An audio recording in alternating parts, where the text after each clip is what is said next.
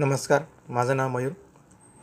तर आपण एक मार्केट जे सध्या लास्ट ट्रेडिंग सेशनमध्ये झालं त्याच्याबद्दल आपण माहिती जाणून घेऊया. Share market. फेडच्या व्याजदर कपातीनंतर सलग दुसऱ्या दिवशी शेअर बाजारात तेजी. 1000 अंकाच्या वाढीसह सेन्सेक्सने गाठला विक्रमी उच्चांक. निफ्टीतही वाढ. तर या वाढीसह मुंबई शेअर बाजारात आज सेन्सेक्स 83,624.55 तर निफ्टी 25,547.85वर पोहोचला आहे.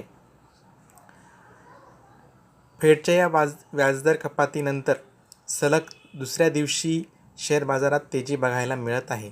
सेन्सेक्सने आजही 1000 अंकांनी वाढून विक्रमी उच्चांक गाठला आहे. आज दुपारी सेन्सेक्स 84,172.87 पर्यंत पोहोचला. याशिवाय निफ्टीतही 1.16% वाढ झाली आहे. निफ्टी 25,000च्या पार पोहोचलेला आहे. त्यामुळे गुंतवणूकदारांमध्ये सध्या आनंदाचे वातावरण आहे.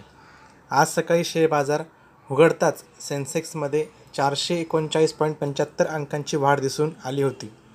याशिवाय निफ्टीमध्ये 132.5 अंकांची वाढ झाल्याचं बघायला मिळत होतं.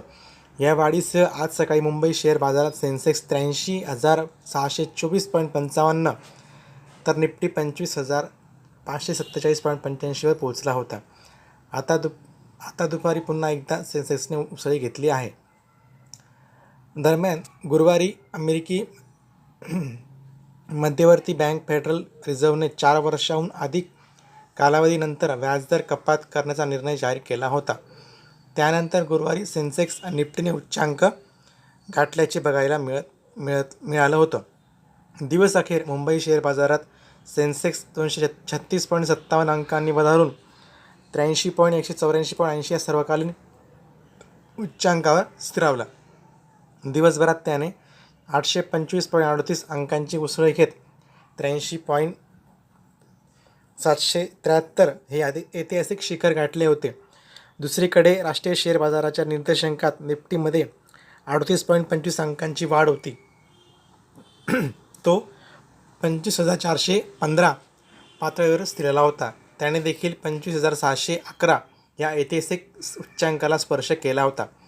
म्हणजेच फेडने यावेळी अपेक्षेपेक्षा अधिक म्हणजे अर्ध्या टक्क्यांची व्याजदर कपात केल्याने तसेच भविष्यातही व्याजदरात कपातीचे संकेत दिल्याने शेअर बाजारातील तेजी बघायला मिळत असल्याचे बोलले जात आहे.